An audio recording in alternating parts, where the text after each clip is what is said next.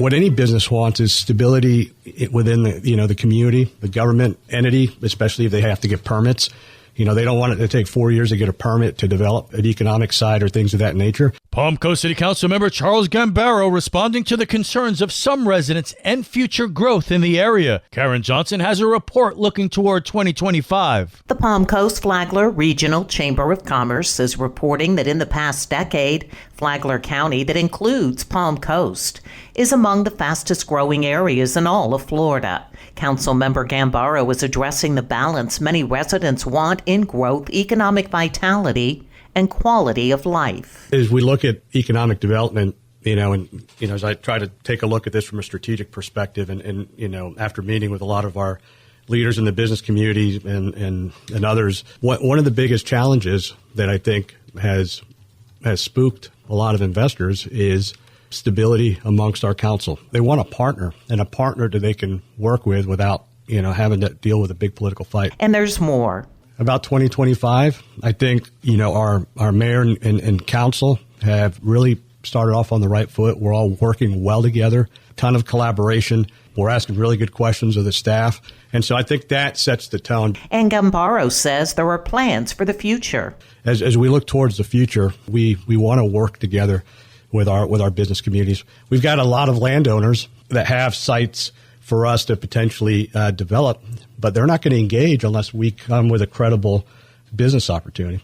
For Flagler's Local Morning News, I'm Karen Johnson.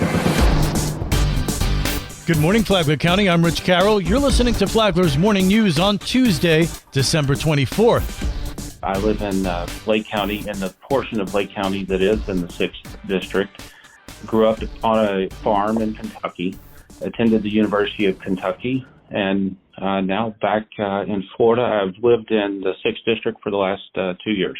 We're hearing from the third Republican running to replace Congressman Mike Waltz, who is heading to the White House. Aaron Baker is a general contractor working in North Central Florida. What's important to me is I believe that we need to get back to a point in time where a true America First citizen servant is able to serve the people without all of the special interest money involved in politics.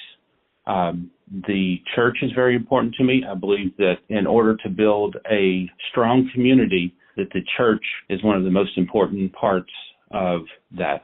If elected, Baker says he'll work to improve the lives and livelihoods of locals working in agriculture. One of the areas that is important to me is the infrastructure that the federal government can provide. What I'm hearing from farmers is that the storm runoff water is not clean enough to use for agriculture purposes. So there is the opportunity there for the federal government to come in with some additional infrastructure available to be able to build the water treatment plants so that in the next 2 years, the agriculture industry in Flagler and St. Johns County specifically would be able to have more access to clean water for agriculture purposes. On Thursday, we'll hear from Democrat candidate Purvi Bangdawala.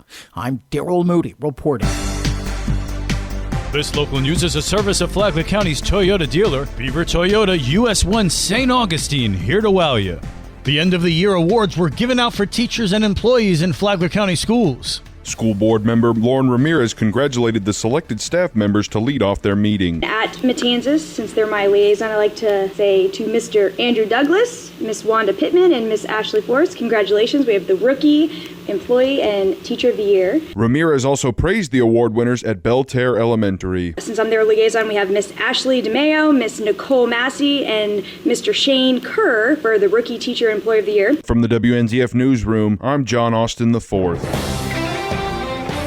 In other news, the Flagler Beach Police Department's annual Toys for Tickets campaign began on November 25th and runs through the end of the year. So far, officers have issued 408 warnings with toy vouchers. Community members continue to drop off unwrapped gifts, and volunteers from Christmas Come True do the wrapping. Last year saw 537 warnings issued, and this year is on track for another successful season. And in sports, don't miss the WNZF Game of the Week this Friday at 7:30 as the FPC Bulldogs basketball team takes on a team from Whitman-Hanson Regional High School in Massachusetts. Watch the game live on the Flagler Radio YouTube channel.